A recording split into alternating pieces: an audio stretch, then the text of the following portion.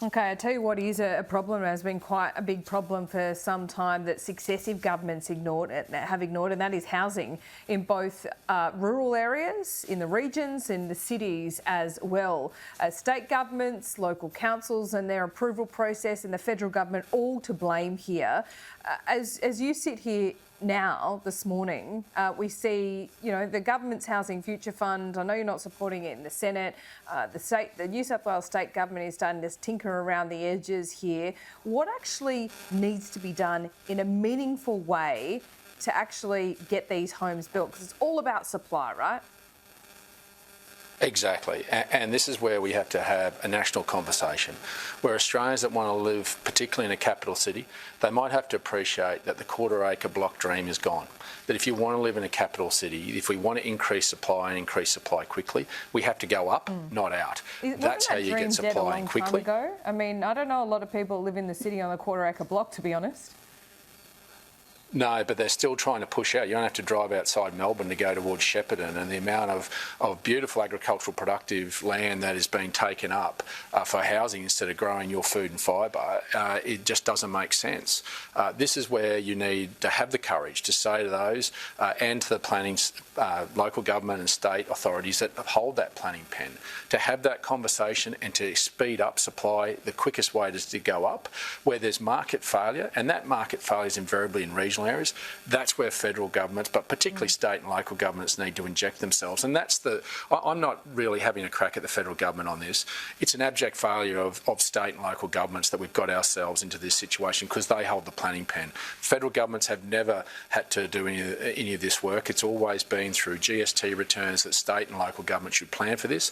The fact that we've had to inject ourselves with a failed policy of borrowing $10 billion. They're not putting $10 billion into housing.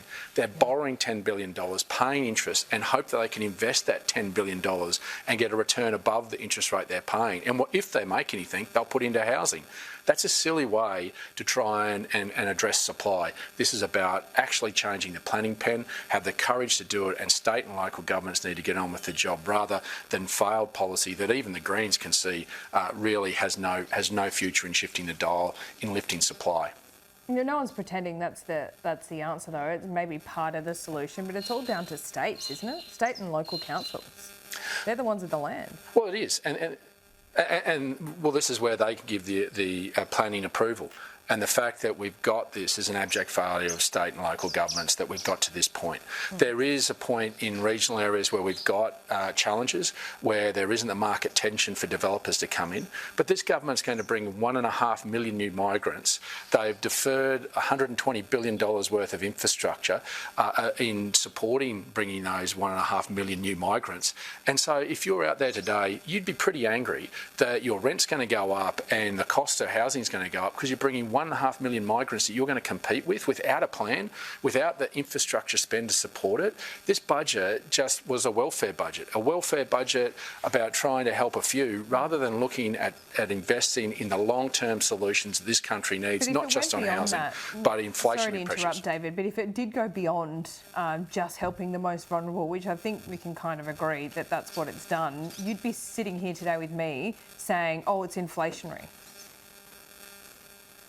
Well, of course it's inflation when you're putting $21 billion extra into the economy, and the ones that are getting the with support. Lamito not being continued.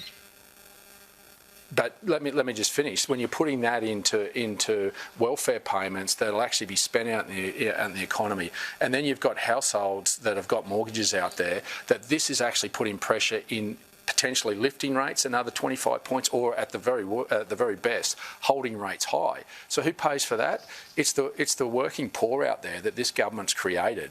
Those men and women that they haven't necessarily have to spend money to bring down the inflationary pressures.